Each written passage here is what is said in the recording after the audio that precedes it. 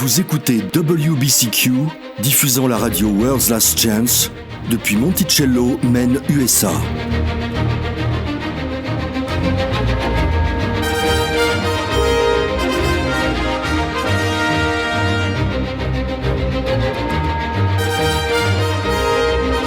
Crimes violents, troubles politiques, instabilité financière, tout indique une crise imminente, une crise sans précédent. Réglez votre fréquence sur Radio World's Last Chance pour découvrir comment vous préparer spirituellement à ce qui nous attend. Radio WLC prépare un peuple pour le retour très proche du Sauveur.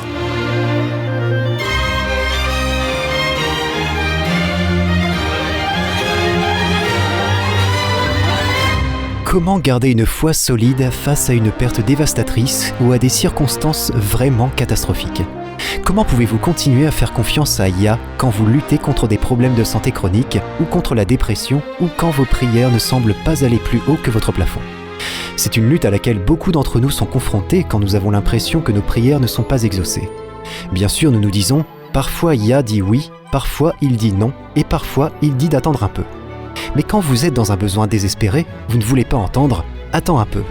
Quand vous souffrez vraiment et que l'avenir semble effrayant, quand vous êtes en danger et que vous ne savez pas où vous mettre à l'abri, quand vous souffrez et que vous êtes confus, quand vous avez du mal à vous accrocher à toutes les promesses de Yah, comment garder votre foi solide ? Bonjour, je suis Éric Thomas et vous écoutez Radio WLC.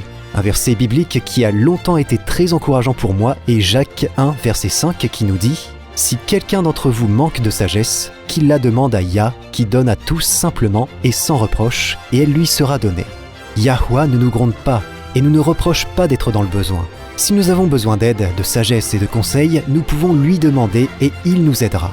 Mais si vous lisez ce verset de Jacques dans son contexte, vous pourriez être surpris.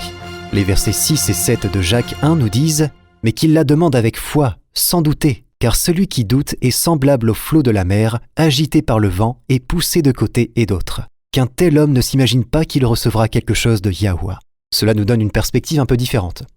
Oui, nous pouvons demander à Yahuwah de la sagesse quand nous en avons besoin, et il nous la donnera librement et avec joie, mais nous avons aussi un rôle à jouer. Nous devons croire que Yah entend et répond à nos prières. Nous avons besoin de foi, une foi solide. Ça semble simple, n'est-ce pas ? Mais comment garder la foi quand tout espoir semble perdu ? Quand vous avez prié et que vous ne voyez pas de réponse, quand la douleur est chronique et que la perte semble plus que vous ne pouvez supporter. Comment êtes-vous censé garder la foi ? Aujourd'hui, avec Jean-Olivier, nous allons partager à ce sujet. Comment pouvons-nous maintenir une foi forte, inébranlable, même quand nous sommes au milieu de circonstances dévastatrices ? Jean ? Commençons par définir précisément ce qu'est la foi, pour savoir exactement à quoi nous sommes censés nous accrocher. La foi n'est pas un sentiment. Nous augmentons parfois notre stress en nous sentant coupables de ne pas éprouver de sentiment de paix et de calme en temps de crise. Yahushua était-il en paix, heureux, à Gethsémané ? Non. Encore une fois, la foi n'est pas un sentiment. Donc si vous passez par un moment de crise et que vous avez peur, ne laissez pas Satan aggraver la situation en vous culpabilisant d'avoir peur. Il y a des moments où nous sommes vraiment en danger. Il est naturel d'avoir peur. Ce n'est pas un péché de se sentir triste ou déprimé. En fait, selon les circonstances, ce sont des réactions tout à fait normales. C'est ce que nous choisissons de faire en réponse à ces émotions qui déterminent si nous péchons ou non. Ce que la plupart ne comprennent pas, c'est que la foi est tout le contraire des sentiments. La foi, c'est prendre la parole de Yahuwah pour vrai. C'est prendre Yah au mot, lui faire confiance qu'il fera ce qu'il a promis, parce que vous le connaissez individuellement. Vous savez que vous pouvez lui faire confiance en toute sécurité, parce que vous le connaissez. Vous savez qu'il tient toujours ses promesses. Donc, votre confiance n'est pas dans le fait que vous vous sentez confiant, calme ou en paix. Votre confiance est placée dans la personne qui fait la promesse, pas dans votre ressenti. Exactement. Lisons la définition du mot « foi » dans ton ancien dictionnaire, Éric.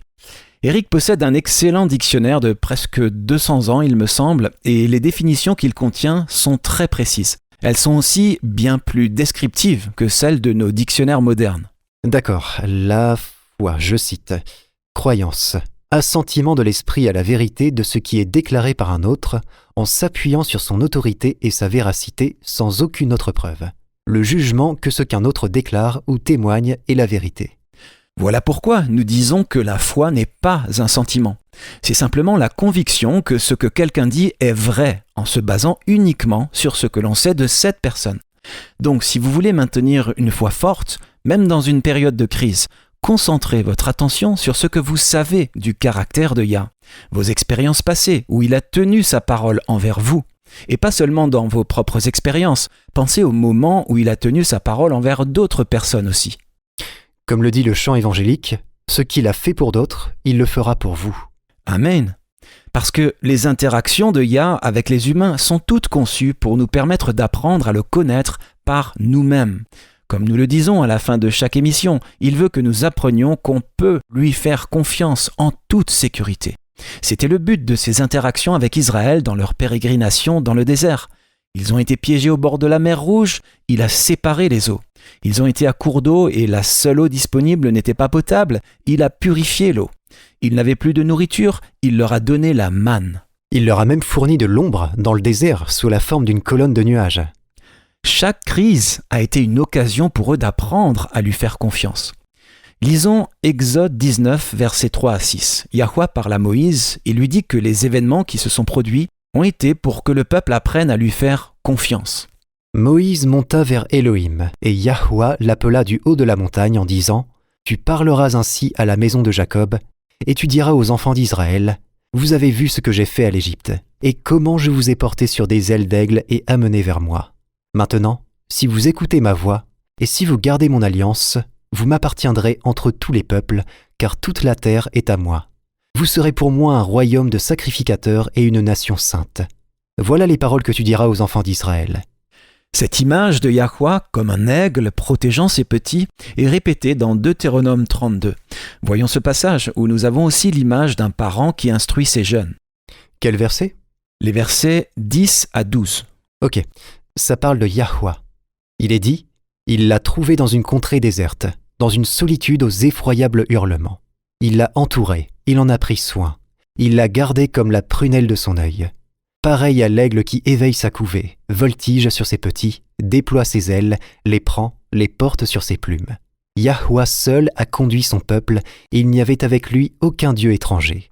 Voilà comment nous devons voir les crises auxquelles nous sommes confrontés. Une occasion d'apprendre à faire confiance à Yah. Et si le but est de nous amener à lui faire confiance, il ne trahira jamais cette confiance. Non, il ne le fera pas, mais parfois on se retrouve dans une situation où on est tenté de ne voir que des promesses non tenues. Quand nous ne sommes pas seulement au milieu d'une crise, mais quand nous vivons une véritable catastrophe. Que pouvons-nous faire alors, non seulement pour ne pas perdre la foi, mais aussi pour que notre foi puisse grandir ? Eh bien, en renversant la situation et en l'examinant d'un point de vue différent. Ça me fait penser à l'histoire d'un camion de livraison. Le chauffeur a mal calculé la hauteur d'un pont et a fini par faire passer son camion sous le pont. Comme tu peux l'imaginer, ça a créé tout un problème. Il n'avait pas dépassé la limite de vitesse, mais il s'est retrouvé complètement coincé sous le pont et ne pouvait pas s'en dégager. La police a débarqué, ils n'ont pas pu le dégager non plus. Le problème, c'est que s'il reculait, il pouvait emporter le pont avec lui. L'ingénieur de la ville est intervenu. Comment faire sortir ce camion sans endommager irrémédiablement le pont était un problème auquel il n'avait jamais été confronté. C'est alors qu'est arrivé un petit garçon. Comme n'importe quel enfant, il était curieux et fasciné par toute cette agitation. Mais il était perplexe. Pour lui, la solution était évidente. Pourquoi ne pas simplement dégonfler les pneus ? C'est génial et tellement évident. C'était évident, parce que le garçon avait un point de vue différent. La police, l'ingénieur, tous ceux qui étaient impliqués étaient concentrés sur le pont. Comment dégager le camion en l'endommageant le moins possible ? Le garçon est arrivé avec son point de vue et il était centré sur le camion. Il suffisait de l'abaisser pour repartir sans problème. C'est donc ce qu'ils ont fait ? Bien sûr. Ce que je veux dire, c'est qu'il est parfois important de changer notre focalisation. Quand nous sommes au milieu d'une crise, nous nous concentrons sur la crise. L'impact sur nos vies, nos moyens de subsistance, tout ce qui peut être menacé. Si nous voulons que notre foi reste forte en temps de crise, si nous voulons qu'elle se renforce, même en cas de catastrophe, nous devons apprendre à changer notre focalisation. Et c'est une leçon que nous pouvons tirer du livre des Lamentations. Le livre des Lamentations a été écrit par le prophète Jérémie. De tous les personnages tragiques de l'Écriture, on pourrait mettre le nom de Jérémie au minimum dans la liste des 20 premiers. N'est-il pas connu sous le nom de prophète pleureur ? Je crois, oui. Lisons Jérémie chapitre 1, les versets 4 et 5. Il a été appelé à devenir prophète alors qu'il était encore très jeune. La parole de Yahuwah me fut adressée en ces mots. Avant que je t'eusse formé dans le ventre de ta mère, je te connaissais, et avant que tu fusses sorti de son sein, je t'avais consacré, je t'avais établi prophète des nations. C'est un grand appel. Jérémie a été choisi pour accomplir un travail spécial alors qu'il était encore dans le ventre de sa mère. Mais ce n'était pas une tâche facile qui l'attendait. En fait, il était très impopulaire. Il a été battu, il a passé du temps en prison. Le peuple n'aimait pas son message, qui était qu'une guerre allait éclater et qu'ils allaient perdre. Oui, ce n'est pas un message très populaire. J'imagine qu'il l'est devenu encore moins quand les armées de Babylone sont venues encercler Jérusalem. Le gouvernement voulait garder le moral et voilà ce prophète en pleurs qui leur dit qu'ils vont perdre de toute façon et qu'ils doivent se rendre pour faciliter la tâche. Ce n'est pas un message très populaire. Non. Est-ce que Yah ne lui a pas aussi dit de ne pas se marier ? Oui, il lui a dit de rester célibataire. J'ai jamais compris pourquoi. Je veux dire, c'était inédit à l'époque. Ils étaient tous dans la mentalité que les enfants sont un héritage du Seigneur. Heureux l'homme qui en a rempli son carquois, c'est-à-dire d'enfants. Alors pourquoi Yahuwah lui dirait-il de ne pas se marier ? Eh bien, lisons-le. C'est dans Jérémie 16, à partir du verset 1.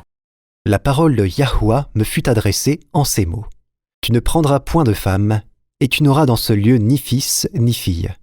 Car ainsi parle Yahuwah sur les fils et les filles qui naîtront en ce lieu, sur leurs mères qui les auront enfantés, et sur leurs pères qui les auront engendrés dans ce pays. Ils mourront consumés par la maladie. On ne leur donnera ni larmes ni sépulture. Ils seront comme du fumier sur la terre, ils périront par l'épée et par la famine, et leurs cadavres serviront de pâture aux oiseaux du ciel et aux bêtes de la terre. La raison pour laquelle je souhaite qu'on s'attarde un peu sur la vie de Jérémie et sur les expériences qu'il a vécues, c'est parce qu'il est important de se rappeler qu'il s'agissait d'une personne réelle. Il avait de vraies émotions, de vrais espoirs et rêves, et il a vécu certaines des expériences les plus horribles qu'on puisse vivre. Yah lui a dit de ne pas se marier pour le protéger. La prophétie que nous venons de lire dans Jérémie 16 s'est littéralement réalisée. Pense à combien ça aurait été pire pour lui de voir sa femme et ses enfants souffrir et mourir de faim. Je comprends. N'est-ce pas le prophète Ézéchiel, un contemporain de Jérémie et Daniel, dont la femme est morte le jour même de la prise de la ville par Nebuchadnezzar ? Oui, nous ne savons pas si elle a finalement succombé à la famine parce que la ville avait été assiégée ou si elle a été tuée par un soldat babylonien, ni quelle a été la cause de sa mort. Mais on peut voir comment ça a aggravé les souffrances d'Ézéchiel. Et son ministère de prophète n'avait même pas réellement commencé avant qu'il n'ait été emmené à Babylone. Ce que je veux dire, encore une fois, c'est qu'il s'agissait de personnes réelles qui ont vécu des expériences absolument horribles. Ils ont vu des êtres chers, des amis, des membres de leur famille mourir d'une manière épouvantable. Il est important de comprendre ce qu'ils ont vécu quand nous nous plongeons dans le livre des Lamentations, car ça nous aidera à comprendre l'état d'esprit de Jérémie. Très bien. Nous allons faire une courte pause et à notre retour, nous allons approfondir le sujet. À tout de suite. Si je vous demandais quand est-ce qu'une journée commence, que diriez-vous ? À minuit ? C'est le moment du changement de date, n'est-ce pas ? Mais si je vous demandais quand est-ce que le sabbat commence, quelle serait votre réponse ? Beaucoup de gens pensent que le sabbat commence vendredi soir au coucher du soleil. La vérité choquante, cependant, est que les Écritures révèlent quand le jour commence. Mais ce n'est ni à minuit, ni au coucher du soleil. Si vous souhaitez savoir ce que la Bible enseigne sur le moment où le jour commence, rendez-vous sur notre site web worldslastchance.com et recherchez la vidéo « Quand est-ce qu'un jour commence ?» Encore une fois, c'est « Quand est-ce qu'un jour commence ?» sur worldslastchance.com ou recherchez les vidéos sur notre chaîne YouTube WLC French Video. Apocalypse contient des informations vitales pour tous ceux qui vivent aujourd'hui. Les chapitres 8 et 9 sont particulièrement importants.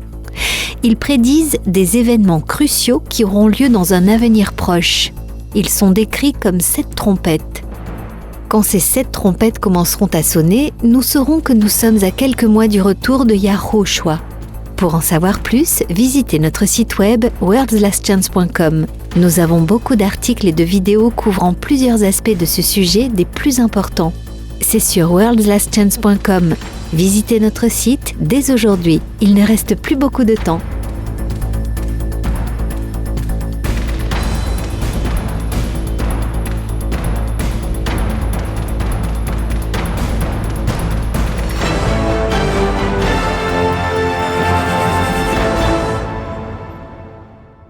Passons au premier chapitre du livre des Lamentations, qui est un livre assez court. Il n'a que 5 chapitres. Les 4 premiers chapitres sont des poèmes acrostiches, c'est-à-dire que les versets de chaque strophe commencent par les lettres successives de l'alphabet hébreu. Il a été écrit après la destruction de Jérusalem. Commençons au verset 1. N'oublions pas que, bien qu'il s'agisse d'une forme d'écriture poétique, elle exprime l'horreur du sort très réel et horrible qui a frappé Jérusalem. Et quoi ? Elle est assise solitaire, cette ville si peuplée. Elle est semblable à une veuve. Grande entre les nations, souveraine parmi les États, elle est réduite à la servitude. Elle pleure durant la nuit et ses joues sont couvertes de larmes. De tous ceux qui l'aimaient, nul ne la console.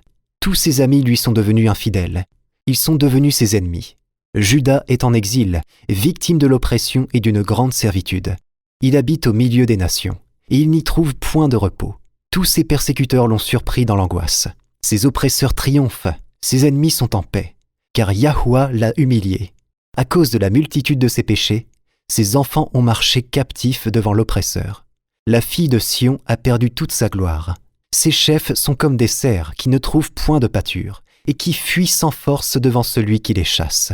Au jour de sa détresse et de sa misère, Jérusalem s'est souvenu de tous les biens dès longtemps son partage, quand son peuple est tombé sans secours sous la main de l'oppresseur. Ses ennemis l'ont vu, et ils ont ri de sa chute. Il peut être facile de laisser les mots entrer par une oreille et sortir de l'autre quand nous parlons d'événements aussi anciens. Il peut sembler qu'il n'y a pas de lien émotionnel avec notre réalité présente. Mais comme nous l'avons dit, pour comprendre l'état d'esprit de Jérémie, il est important de se rappeler qu'il s'agissait d'événements réels, ayant un impact sur des personnes réelles qui, comme nous, voulaient simplement vivre leur vie en paix, mais ne le pouvaient pas à cause de ces événements vraiment traumatisants.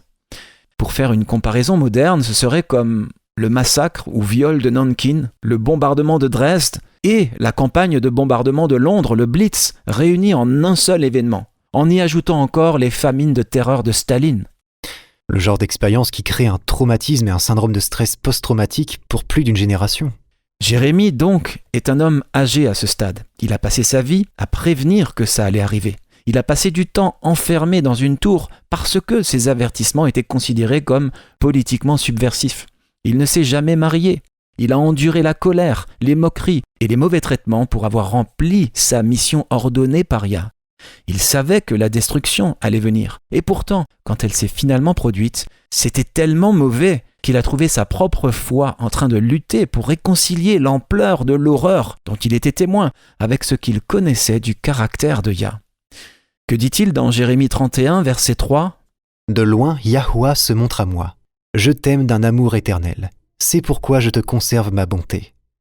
Jérémie savait que Yah est un Dieu d'amour éternel. Et pourtant, ce dont il a été témoin lors de la destruction de Jérusalem l'a ébranlé. Cette expérience était si écœurante qu'il a lutté pour réconcilier cela, ce qui est arrivé à Jérusalem, avec la pensée que Yah est amour. Revenons dans Lamentation 1 et lisons les versets 11 à 16. Tout son peuple soupire, ils cherchent du pain. Ils ont donné leurs choses précieuses pour de la nourriture, afin de ranimer leur vie. Vois, Yahuwah, regarde comme je suis avili. Je m'adresse à vous qui passez, à vous tous qui passez ici. Regardez et voyez s'il est une douleur pareille à ma douleur, à celle dont j'ai été frappé. Yahuwah m'a affligé au jour de son ardente colère. D'en haut, il a lancé dans mes os un feu qui les dévore. Il a tendu un filet sous mes pieds. Il m'a fait tomber en arrière. Il m'a jeté dans la désolation, dans une langueur de tous les jours. Sa main a lié le joug de mes iniquités. Elles se sont entrelacées, appliquées sur mon cou. Il a brisé ma force. Le Seigneur m'a livré à des mains auxquelles je ne puis résister. Le Seigneur a terrassé tous mes guerriers au milieu de moi. Il a rassemblé contre moi une armée pour détruire mes jeunes hommes. Le Seigneur a foulé au pressoir la Vierge, fille de Juda. C'est pour cela que je pleure, que mes yeux fondent en larmes. Car il s'est éloigné de moi, celui qui me consolerait, qui ranimerait ma vie. Mes fils sont dans la désolation parce que l'ennemi a triomphé. On perçoit l'angoisse dans le cœur à travers les paroles de Jérémie. Il lutte vraiment ici. Et ça continue. C'est comme s'il n'y a pas de fin. La douleur de cette expérience tourne en rond dans sa tête. Lisons la suite dans Lamentation 2, versets 1 à 12. « Et quoi ? Adonai, dans sa colère, a couvert de nuages la fille de Sion. Il a précipité du ciel sur la terre la magnificence d'Israël. Il ne s'est pas souvenu de son marchepied, au jour de sa colère. Adonai a détruit sans pitié toutes les demeures de Jacob. Il a, dans sa fureur, renversé les forteresses de la fille de Juda. Il les a fait rouler à terre. Il a profané le royaume et ses chefs. Il a, dans son ardente colère, abattu toute la force d'Israël ou coupé toute la corne d'Israël dans la King James. Oui, les cornes sont dans la Bible un symbole de pouvoir, de puissance. Jérémie dit que Yahweh a coupé tout soutien d'Israël. Tout ce dont il pouvait dépendre ou compter a été coupé. Et c'est Yahweh qui l'a fait. Continuons. Il a retiré sa droite en présence de l'ennemi. Il a allumé dans Jacob des flammes de feu qui dévorent de tous côtés. Il a tendu son arc comme un ennemi, sa droite s'est dressée comme celle d'un assaillant. Il a fait périr tout ce qui plaisait au regard. Il a répandu sa fureur comme un feu sur la tente de la fille de Sion. Adonai a été comme un ennemi. Il a dévoré Israël, il a dévoré tous ses palais, il a détruit ses forteresses, il a rempli la fille de Juda de plaintes et de gémissements. Il a dévasté sa tente comme un jardin, et il a détruit le lieu de son assemblée. Yahweh a fait oublier en Sion les fêtes et le sabbat, et, dans sa violente colère, il a rejeté le roi et le sacrificateur. Adonai a dédaigné son autel, repoussé son sanctuaire, il a livré entre les mains de l'ennemi les murs des palais de Sion. Les cris ont retenti dans la maison de Yahweh comme en un jour de fête. Yahweh avait résolu de détruire les murs de la fille de Sion. Il a tendu le cordeau, il n'a pas retiré sa main sans les avoir anéantis. Il a plongé dans le deuil remparts et murailles qui n'offrent plus ensemble qu'une triste ruine. Ses portes sont enfoncées dans la terre, il en a détruit, rompu les barres. Son roi et ses chefs sont parmi les nations et il n'y a plus de loi.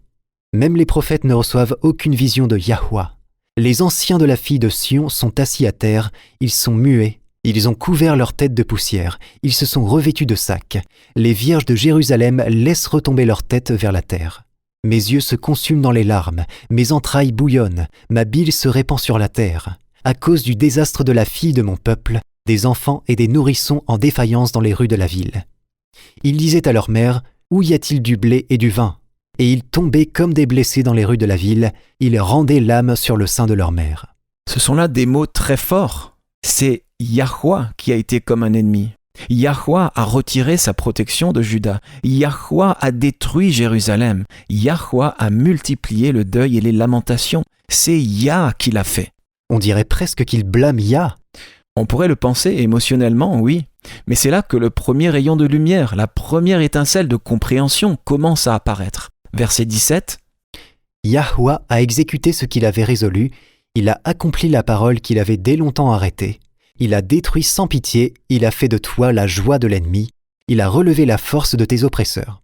Yahweh a exécuté ce qu'il avait résolu, ou a fait ce qu'il avait prévu dans la King James. C'est à partir de là que l'attention de Jérémie commence à se déplacer un peu de l'horreur vers la compréhension. On a quand même l'impression qu'il blâme Yah. On peut le penser, oui. Lisons les versets 20 à 22. Jérémie s'adresse directement à Yahweh et il le désigne comme étant la cause de toute cette souffrance. Vois, Yahweh, regarde qui tu as ainsi traité. Fallait-il que des femmes dévorassent le fruit de leurs entrailles, les petits-enfants objets de leur tendresse? Que sacrificateurs et prophètes fussent massacrés dans le sanctuaire du Seigneur? Les enfants et les vieillards sont couchés par terre dans les rues. Mes vierges et mes jeunes hommes sont tombés par l'épée. Tu as tué au jour de ta colère, tu as égorgé sans pitié. Tu as appelé de toutes parts sur moi l'épouvante, comme à un jour de fête. Au jour de la colère de Yahweh, il n'y a eu ni réchappé ni survivant. Ceux que j'avais soignés et élevés, mon ennemi les a consumés. C'est une réaction très humaine à un immense traumatisme. Quand l'horreur se produit, nous cherchons des réponses. C'était le cas de Jérémie. Mais remarquons comment son centre d'attention commence à changer. Au début, il est rempli d'horreur, concentré uniquement sur ce qui s'est passé. Puis il semble en colère et il semble blâmer Yah. On a l'habitude de penser que blâmer Yahweh quand de mauvaises choses arrivent est un péché et un signe de manque de foi. Mais en étudiant le livre des Lamentations, on peut voir que bien que blâmer Yah soit certainement un signe de manque de foi, ça peut aussi être considéré comme une étape naturelle dans le processus de deuil. Oui, j'allais justement le dire. Ça me fait penser aux 5 étapes reconnues d'un deuil. Le déni, la colère, le marchandage, la dépression et l'acceptation. Comme nous l'avons dit, Yah nous a créés pour ressentir des émotions. Il comprend que nous ne sommes que poussière et il ne nous fustigera pas pour le fait d'être passé à travers le processus de deuil pour finalement parvenir à l'acceptation. Et nous voyons cela dans le livre des Lamentations.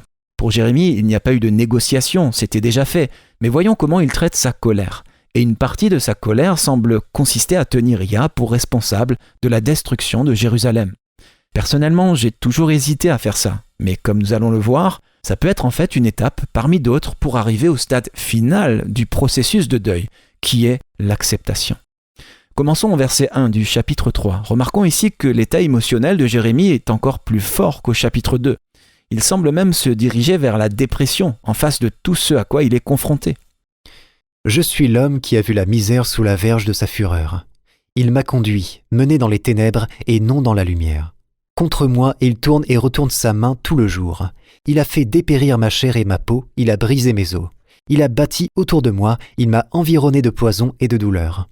Il me fait habiter dans les ténèbres, comme ceux qui sont morts dès longtemps.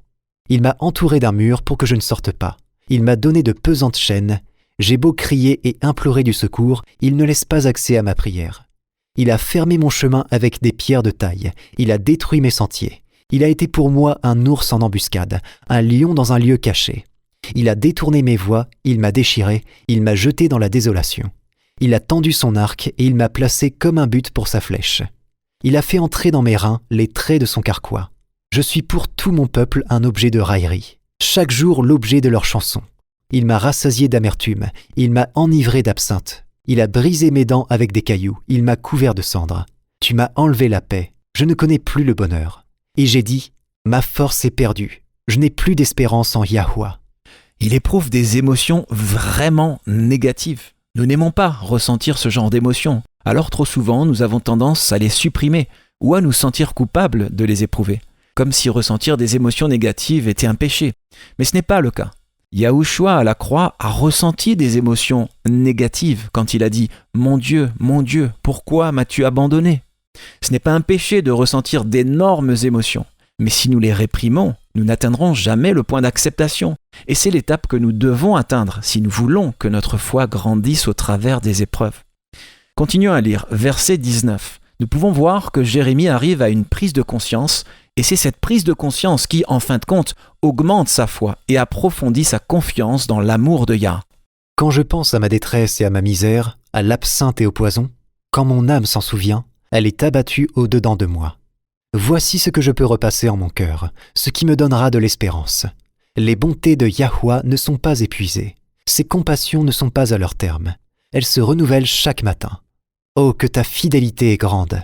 Yahweh est mon partage, dit mon âme. C'est pourquoi je veux espérer en lui. Observons maintenant dans les versets suivants comment la confiance de Jérémie en Yah commence à grandir. Yahweh a de la bonté pour qui espère en lui, pour l'âme qui le cherche. Il est bon d'attendre le silence, le secours de Yahweh. Il est bon pour l'homme de porter le joug dans sa jeunesse. Il se tiendra solitaire et silencieux parce que Yahweh le lui impose. Il mettra sa bouche dans la poussière, sans perdre toute espérance. Il présentera la joue à celui qui le frappe. Il se rassasiera d'opprobre. Car Adonai ne rejette pas à toujours. Mais, lorsqu'il afflige, il a compassion selon sa grande miséricorde. Car ce n'est pas volontiers qu'il humilie et qu'il afflige les enfants des hommes. C'est Yahweh qui a imposé cette affliction au peuple de Juda, ce qui amène Jérémie à la grande question suivante, pourquoi ? Pourquoi Yah a-t-il traité Juda avec une telle dureté ? Pourquoi a-t-il détruit leur pays avec des pertes de vie humaines aussi considérables ? Pourquoi ? C'est la réponse à cette question qui a renforcé la foi de Jérémie. Et quand nous passons par le même processus, nous obtenons le même résultat.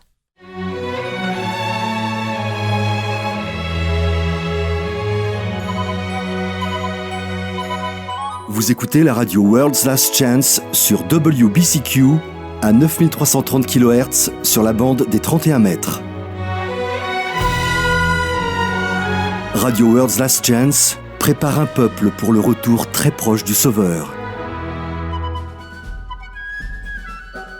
World's Last Chance est votre meilleure ressource pour tout ce qui concerne les Écritures et l'avancement de la vérité. Nous avons des milliers d'articles dans plus de 20 langues, des vidéos, des livres à télécharger et des outils pour témoigner. Nous avons même des cours d'études bibliques en ligne sur une grande variété de sujets.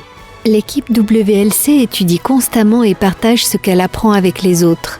Le vrai bonheur se trouve uniquement dans le fait de suivre la volonté de Yahweh. World'sLastChance.com prépare un peuple pour le retour très proche du Sauveur. Beaucoup de gens ont peur de l'avenir. Ils ont peur du temps de détresse à venir et des derniers événements de l'histoire de la Terre. Et il est vrai que ce seront des événements très solennels. Mais vous n'avez pas à craindre un avenir inconnu. Yahweh nous a donné les prophéties bibliques. Visitez worldslastchance.com et apprenez ce que la Bible révèle sur l'avenir proche. Il est naturel de craindre l'inconnu, mais vous n'avez pas besoin d'être pris par surprise par les événements.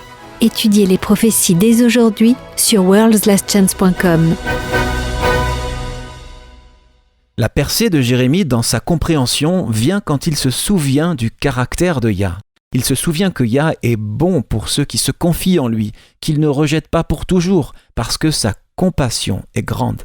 Cela met en évidence le fait que Yah n'afflige pas volontiers, ni n'amène le malheur volontiers, sur qui que ce soit. Donc quand la tragédie se produit, Jérémie se tourne vers la question du « pourquoi ». Son attention est passée de l'horreur de la situation à la mémoire de qui est vraiment Yahweh. Il commence alors à se rappeler à quel point le Père est aimant, bon, patient et compatissant. Relisons les versets 21 et 22. « Voici ce que je veux repasser en mon cœur, ce qui me donnera de l'espérance. Les bontés de Yahweh ne sont pas épuisées, ses compassions ne sont pas à leur terme. » Le fait de se souvenir de l'immense amour que le Père a pour chacun permet à Jérémie de se concentrer sur la véritable cause. Pourquoi tout cela est-il arrivé alors que Yah est un Dieu de compassion et de bonté éternelle? Et quand il répond à cette question, il parvient enfin à l'acceptation. Continuons au verset 34. « Quand on foule aux pieds tous les captifs du pays, quand on viole la justice humaine à la face du Très-Haut, quand on fait tort à autrui dans sa cause, Adonai ne le voit-il pas ?» Jérémie réalise que Yah lui-même a été témoin de tout ce qui est arrivé au peuple de Juda. Et nous pouvons le savoir, nous aussi, quand nous souffrons, quand nous avons été lésés. Le Père en est conscient. Maintenant, il passe de la réalisation que Yah accepte passivement la calamité à celle-ci. Yahweh décrète activement que la calamité doit se produire. C'est un grand saut dans sa compréhension, mais c'est ce qui, en fin de compte, augmente sa foi. Continuons. Qui dira qu'une chose arrive sans qu'Adonai l'ait ordonné? N'est-ce pas de la volonté du Très-Haut que viennent les maux et les biens? Pourquoi l'homme vivant se plaindrait-il? Que chacun se plaigne de ses propres péchés. Voilà, c'est la clé. Pourquoi devrions-nous nous plaindre du malheur alors que nous sommes nous-mêmes à blâmer? Continuons, verset 40. Recherchons nos voies et sondons, et retournons à Yahweh. Élevons nos cœurs et nos mains vers Elohim qui est au ciel. Nous avons péché. Nous avons été rebelles. Tu n'as point pardonné.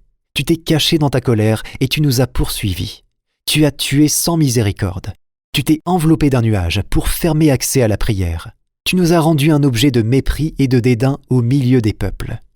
Voilà ce que nous ressentons quand nous sommes en pleine crise. Mais c'est justement le moment d'exercer la foi et non les sentiments. Nous faisons confiance à Yahweh malgré nos sentiments, pas à cause de nos sentiments. Continuons un peu plus loin au verset 55. « J'ai invoqué ton nom, ô Yahweh, du fond de la fosse. Tu as entendu ma voix. Ne ferme pas l'oreille à mes soupirs, à mes cris. Au jour où je t'ai invoqué, tu t'es approché, tu as dit, ne crains pas. Adonai, tu as défendu la cause de mon âme, tu as racheté ma vie. Yahweh, tu as vu ce qu'on m'a fait souffrir. Rends-moi justice. Tu as vu toute leur vengeance, tout leur complot contre moi. » La confiance de Jérémie en Yah a été complètement restaurée, au point qu'il demande maintenant à Yah d'exercer sa vengeance pour Juda.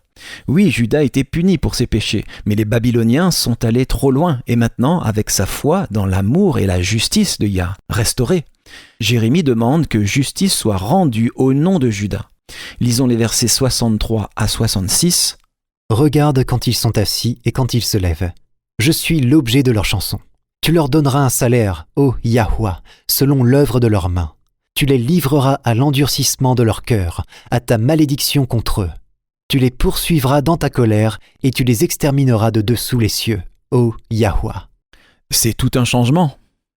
Tu as raison. Il y a une expression utilisée dans l'Ancien Testament, le bras de Yahweh ou l'épée de Yahweh, qui transmet l'idée que lorsque les Israélites se rebellaient contre Yah, ils soulevaient une autre nation pour les punir. C'est le cas avec Babylone. Babylone était l'épée dans la main de Yah pour punir le peuple de Juda apostat. Mais Babylone est allée trop loin. Passons maintenant à Jérémie chapitre 50. Le chapitre entier est une prophétie contre Babylone. Yah a utilisé Babylone, mais son heure de jugement approche, et la raison en est donnée au verset 11. En ces jours, en ce temps-là, dit Yahweh, les enfants d'Israël et les enfants de Juda reviendront ensemble. Ils marcheront en pleurant. Ils chercheront Yahweh, leur Elohim.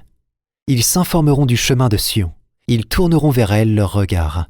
Venez, attachez-vous à Yahweh, par une alliance éternelle qui ne soit jamais oubliée.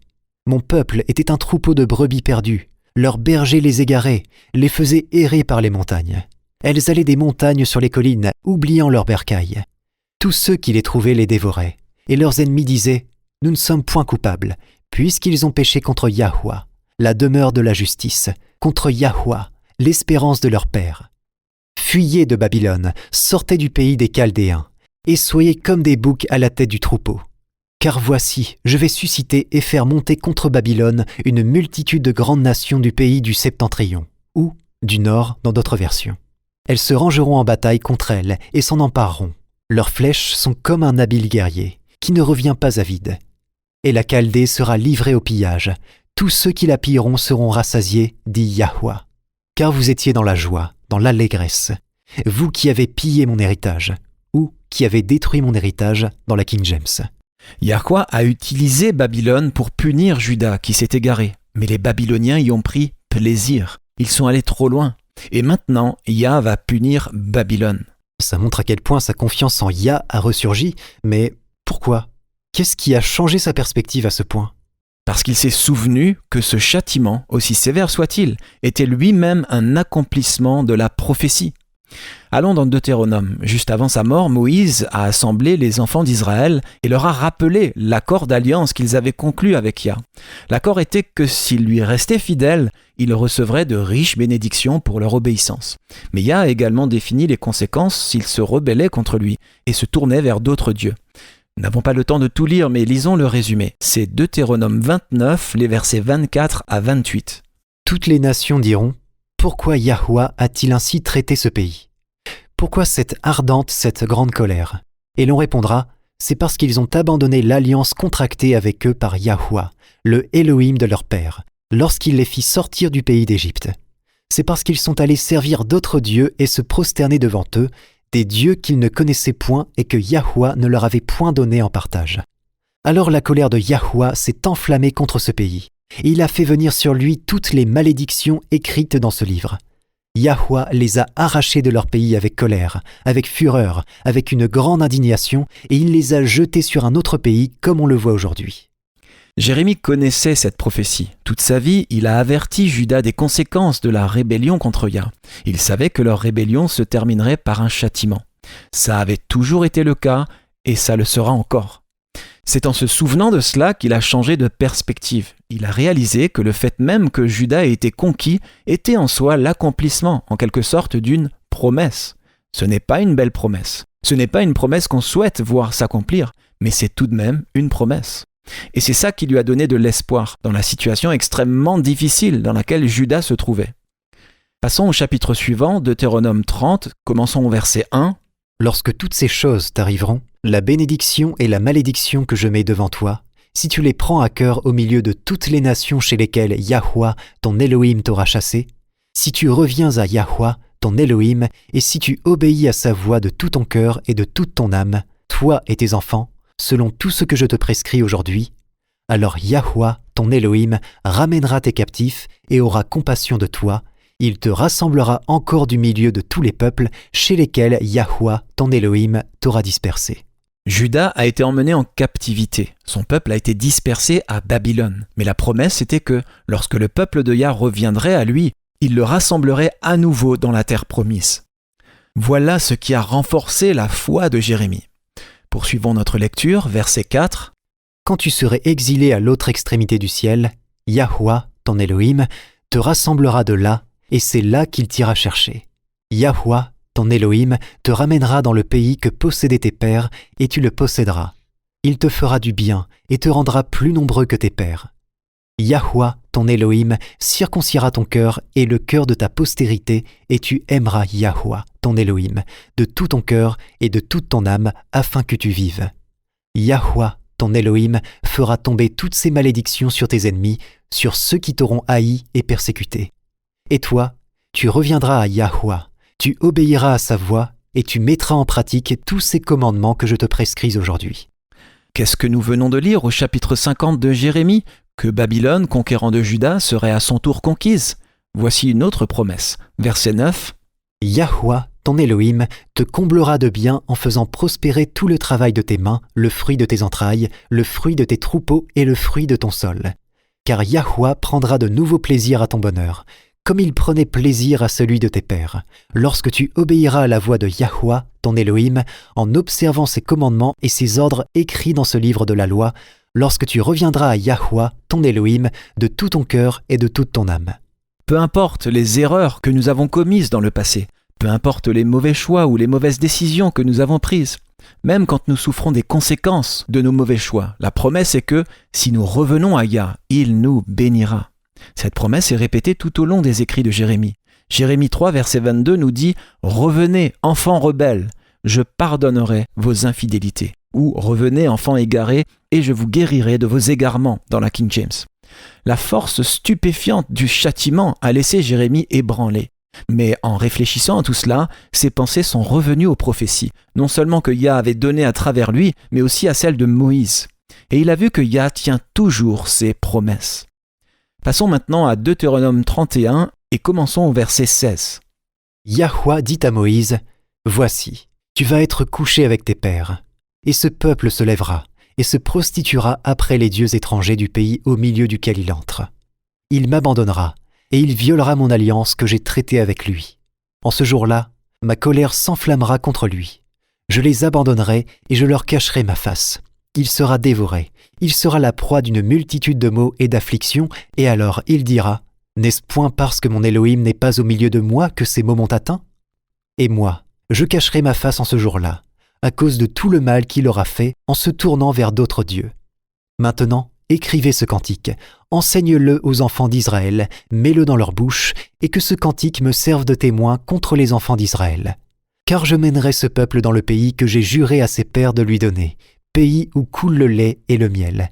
Il mangera, se rassasiera, s'engraissera, puis il se tournera vers d'autres dieux et les servira. Il me méprisera et violera mon alliance. Quand alors il sera atteint par une multitude de maux et d'afflictions, ce cantique, qui ne sera point oublié et que la postérité aura dans la bouche, déposera comme témoin contre ce peuple. Je connais, en effet, ces dispositions qui déjà se manifestent aujourd'hui, avant même que je l'ai fait entrer dans le pays que j'ai juré de lui donner. En ce jour-là, Moïse écrivit ce cantique et il l'enseigna aux enfants d'Israël. La puissance du changement de perspective de Jérémie a reposé sur le fait que, même dans le châtiment que Juda a reçu, il a vu Yah remplir ses promesses. Et ça lui a inspiré de l'espoir et la foi dans le fait que, si Yah tenait ses promesses de punir leur rébellion, il tiendrait également ses promesses de les pardonner, de faire preuve de miséricorde envers eux et de les rassembler à nouveau sur leur terre. Plusieurs siècles avant Jérémie, Yah a expliqué la même chose à Salomon. Lisons-le, c'est dans 2 Chroniques chapitre 7, versets 13 et 14, et remarquez la rapidité avec laquelle Yah est prêt à pardonner lorsque son peuple se tourne vers lui. 2 Chroniques 7, versets 13 et 14. « Quand je fermerai le ciel et qu'il n'y aura point de pluie, quand j'ordonnerai aux sauterelles de consumer le pays, quand j'enverrai la peste parmi mon peuple, si mon peuple sur qui est invoqué mon nom s'humilie, prie et cherche ma face, et s'il se détourne de ses mauvaises voies, je l'exaucerai des cieux, je lui pardonnerai son péché, et je guérirai son pays. » Le psaume 103 énumère plusieurs attributs divins magnifiques. L'un d'entre eux, qui devrait nous donner courage et réconfort, est le fait que Yahuwah est lent à la colère. Quelle merveilleuse qualité de caractère! Malgré la façon dont nous le décevons, il est patient avec nous. Lisons psaume 103 à partir du verset 2. « Mon âme bénit Yahuwah, et n'oublie aucun de ses bienfaits. C'est lui qui pardonne toutes tes iniquités, qui guérit toutes tes maladies. C'est lui qui délivre ta vie de la fosse, qui te couronne de bonté et de miséricorde. C'est lui qui rassasie de bien ta vieillesse, qui te fait rajeunir comme l'aigle. Yahuwah fait justice, il fait droit à tous les opprimés. Il a manifesté ses voies à Moïse, ses œuvres aux enfants d'Israël. Yahuwah est miséricordieux et compatissant, lent à la colère et riche en bonté. Il ne conteste pas sans cesse. Il ne garde pas sa colère à toujours. Il ne nous traite pas selon nos péchés. Il ne nous punit pas selon nos iniquités. Mais autant les cieux sont élevés au-dessus de la terre, autant sa bonté est grande pour ceux qui le craignent. Autant l'Orient est éloigné de l'Occident, autant il éloigne de nous nos transgressions. Comme un père a compassion de ses enfants, Yahweh a compassion de ceux qui le craignent. Mais la bonté de Yahweh dure à jamais pour ceux qui le craignent, et sa miséricorde pour les enfants de leurs enfants. Voilà la description de quelqu'un en qui vous pouvez avoir confiance. Peu importe ce qui se passe dans votre vie, peu importe la noirceur de l'avenir, vous pouvez faire confiance à votre Père céleste. Son amour est infini et il ne change jamais.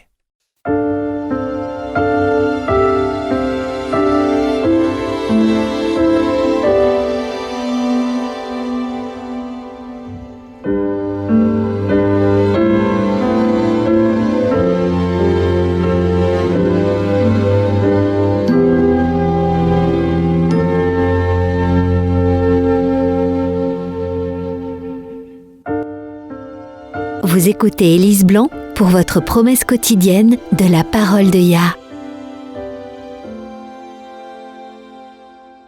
Dans 2 Corinthiens 9, verset 6, Paul enseigne un principe important.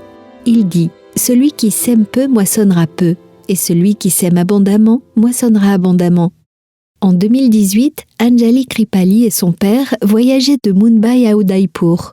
Leur vol devait partir à 5 heures du matin. Bien qu'il s'agissait d'un vol intérieur, comme il partait sur Jet Airways, l'avion devait décoller de l'aéroport international plutôt que de l'aéroport national.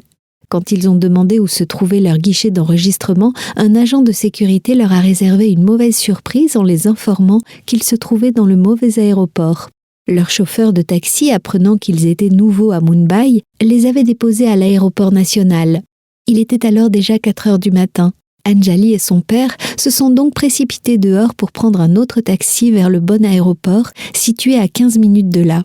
Il est vite apparu que le premier chauffeur de taxi avait fait exprès de les emmener au mauvais aéroport. Tous les chauffeurs de taxi voulaient leur faire payer un prix exorbitant pour ce court trajet, sachant que les voyageurs n'avaient pas le choix s'ils voulaient prendre leur vol à temps. Soudain, un taxi Ola s'est arrêté devant les 2 voyageurs inquiets. Le chauffeur a dit au père d'Anjali « Je vais vous emmener à l'aéroport international, monsieur. Ne vous inquiétez pas, nous arriverons à temps. » Pressés par le temps, Anjali et son père n'ont pas demandé au chauffeur combien il allait leur faire payer. En quelques minutes, le chauffeur de taxi les a conduits en toute sécurité au bon aéroport. C'est alors qu'ils ont eu la deuxième surprise de la journée. Quand ils ont voulu payer le chauffeur de taxi, celui-ci a refusé. Le père d'Anjali a essayé d'insister, mais le chauffeur de taxi a continué à refuser. « L'autre chauffeur vous a trompé, a-t-il expliqué. Vous avez déjà payé plus que ce que vous auriez dû payer. » Anjali et son père étaient stupéfaits de la gentillesse du chauffeur. Il aurait pu leur faire payer le double, mais il ne l'a pas fait. Il a vu ce qui s'était passé, était à l'écoute de leurs besoins et les a aidés du mieux qu'il pouvait. Il n'a pas profité de leur infortune, choisissant plutôt d'agir avec bonté, les ramenant sur leur chemin avec un grand sourire et un signe de la main. Il est si facile d'avoir la mentalité de faire passer nos propres besoins avant ceux des autres, mais en tant que croyants, c'est Yahweh lui-même qui s'occupe de nous. Nous pouvons à notre tour chercher des occasions d'aider les autres dans leurs moments de détresse. Chaque fois que nous sommes généreux, chaque fois que nous faisons preuve de bonté envers les autres, nous révélons Yah à ceux qui nous entourent. Nous agissons en son nom, en démontrant comment il traiterait les autres s'il était un être humain. 1 Timothée 6, versets 18 et 19 nous dit « Recommande-leur de faire du bien, d'être riches en bonnes œuvres, d'avoir de la libéralité, de la générosité, et de s'amasser ainsi pour l'avenir un trésor placé sur un fondement solide afin de saisir la vie véritable. » Nous avons reçu de grandes et précieuses promesses. Réclamez-les dès maintenant.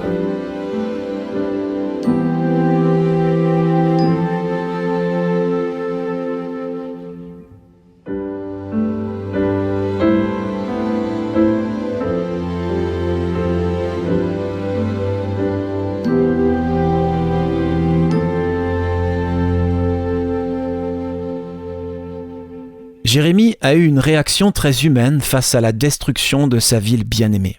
Son choc, son horreur et son traumatisme sont très compréhensibles, et Yah ne l'a pas réprimandé pour sa réaction.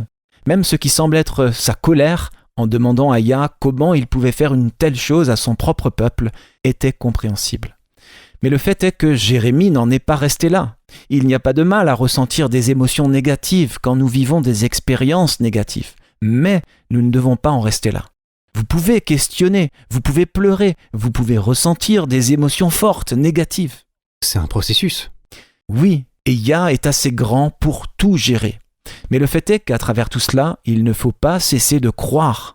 Jérémie s'est peut-être accroché à la foi du bout des ongles, mais il a choisi de continuer à s'accrocher. Il n'est pas resté au stade de l'émotion négative. En choisissant de faire confiance à Yah, il a été en mesure de passer au stade de l'acceptation. Et c'est à ce moment-là qu'il a pu changer sa perspective. Il a pu voir que les épreuves que les Israélites traversaient étaient elles-mêmes l'accomplissement des promesses de Yah. C'est un énorme changement de paradigme. Oui, mais c'est le changement par lequel nous devons passer si nous voulons que notre foi grandisse, même au milieu des catastrophes. Jérémie a finalement compris que si Yah avait tenu sa promesse de les punir pour leur idolâtrie, c'était une preuve concluante qu'il les bénirait aussi pour leur fidélité. Voilà la leçon que nous pouvons tirer du livre des Lamentations, les amis. Vous traversez peut-être une épreuve terrible, si terrible que vous vous demandez comment vous allez survivre. Vous êtes peut-être en train de passer par la vallée de l'ombre de la mort, et vous vous demandez si vous arriverez à en sortir.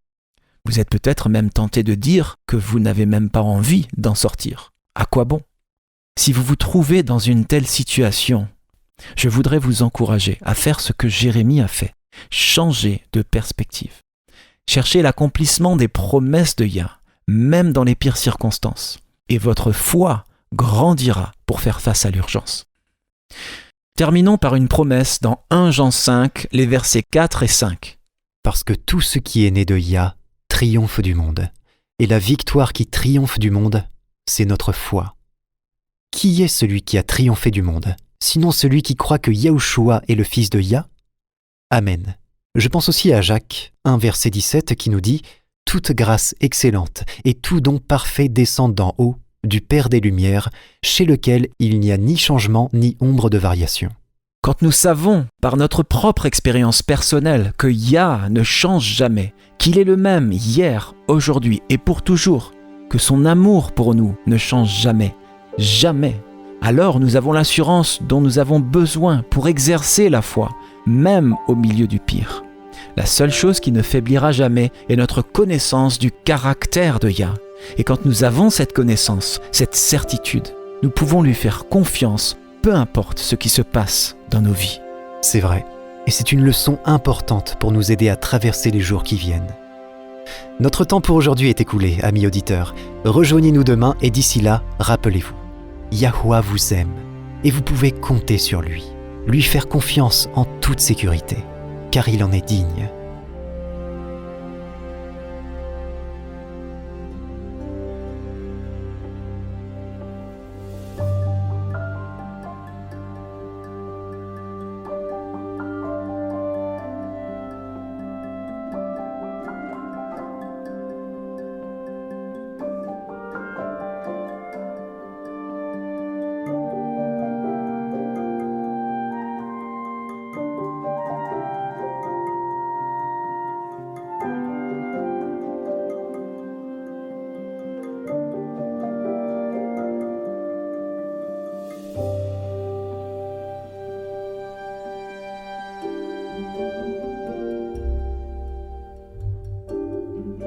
Vous étiez à l'écoute de Radio WLC. Cette émission, ainsi que les émissions précédentes de Radio WLC, sont disponibles en téléchargement sur notre site internet. Elles sont parfaitement appropriées pour être partagées avec des amis et pour des études bibliques. Elles sont également une ressource merveilleuse pour ceux qui adorent Yahuwah, seuls, en famille ou en groupe à la maison. Si vous souhaitez écouter les émissions de Radio WLC, rendez-vous sur notre site internet à l'adresse worldslastchance.com. Cliquez sur l'icône Radio WLC en haut à droite de la page d'accueil. Cela vous permettra de télécharger les épisodes dans votre langue préférée. Vous trouverez également des articles et des vidéos disponibles en plusieurs langues. Rejoignez-nous demain pour un autre message rempli de vérité sur WBCQ à 9330 kHz sur la bande des 31 mètres. Radio World's Last Chance prépare un peuple pour le retour très proche du Sauveur.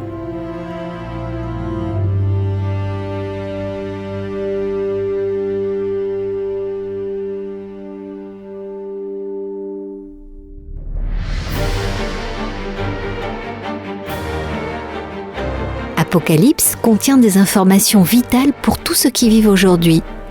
Les chapitres 8 et 9 sont particulièrement importants. Ils prédisent des événements cruciaux qui auront lieu dans un avenir proche. Ils sont décrits comme 7 trompettes. Quand ces 7 trompettes commenceront à sonner, nous saurons que nous sommes à quelques mois du retour de Yahushua. Pour en savoir plus, visitez notre site web worldslastchance.com. Nous avons beaucoup d'articles et de vidéos couvrant plusieurs aspects de ce sujet des plus importants. C'est sur worldslastchance.com. Visitez notre site dès aujourd'hui. Il ne reste plus beaucoup de temps.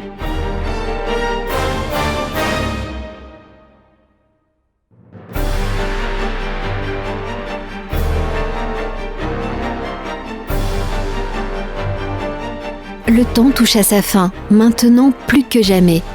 Il est impératif que tous ceux qui cherchent et désirent le retour du Sauveur prennent grand soin de garder chacune des avenues de l'âme par lesquelles le diable cherche à nous séduire et nous piéger. Le péché est addictif. Qu'il s'agisse du temps gaspillé dans des activités nuisibles ou de l'alcool, qu'il s'agisse de pornographie ou de nicotine, le péché lui-même est addictif. Mais le Sauveur est prêt à délivrer quiconque se tourne vers lui. Visitez notre site worldslastchance.com et lisez L'addiction au péché, protéger les avenues de l'âme. Lisez L'addiction au péché sur worldslastchance.com. Yahushua est prêt à répondre à la prière de la foi.